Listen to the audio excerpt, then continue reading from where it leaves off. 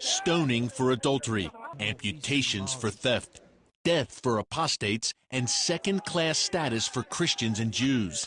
This is life under Sharia law, the Islamic system practiced in countries like Iran, Saudi Arabia, and Great Britain. Yes, Great Britain. There are reportedly some 85 Sharia courts now operating there, with Islamic judges ruling on cases ranging from financial to marriage disputes among British Muslims. We went into some proceedings, and there were a couple of Islamic judges sitting up above the rest, and there was one solitary Muslim woman who was suing for divorce. Alan Craig is a former city councillor in East London, home to several Sharia courts where women face open discrimination. A woman's witness value is half that of a man.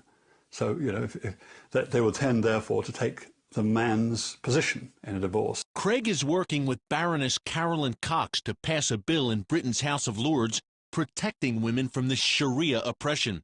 Muslim women here face intimidation within their communities to settle things the Sharia way. And according to Craig, some wrongly believe Islamic courts are their only option. But what we're trying to do is say Muslim women, especially in this country, need to be informed they actually have other rights, in our view, better rights under English law. Sharia courts operate outside of British common law. Their defenders say the courts are legal under a 1996 Arbitration Act that allows people to settle differences through methods of their own choosing. These courts have popped up in several British cities with large Muslim populations, including Birmingham, Bradford, Manchester, and London. This is the Tower Hamlets section of East London, and it's really the epicenter of the Sharia movement here in Great Britain.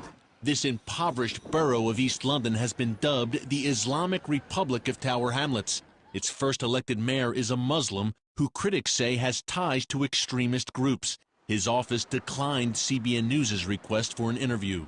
Radical Muslims have threatened women here for not covering up, and gays have been beaten in the streets. If people are afraid of having their hands cut, don't steal. If you don't want to be stoned to death, don't commit adultery. Anjem Chowdhury wants Sharia law to rule Great Britain.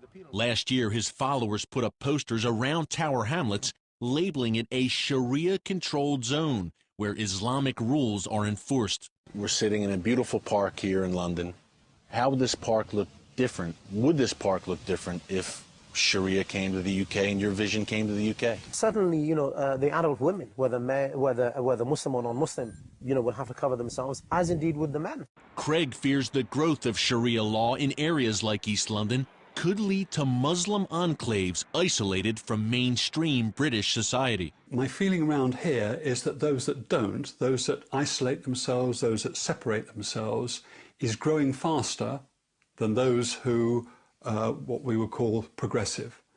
A big marker for that it would be the number of women, the growth of the number of women round here wearing the full face veil, the burqa, the full burqa with the face veil. And it's extraordinary how younger and younger the women get. So could Sharia courts come to America? The idea sounds far-fetched to some. Yet according to the Center for Security Policy in Washington, there have been some 50 court cases in at least 23 states that have seen conflicts between Sharia law and American state law.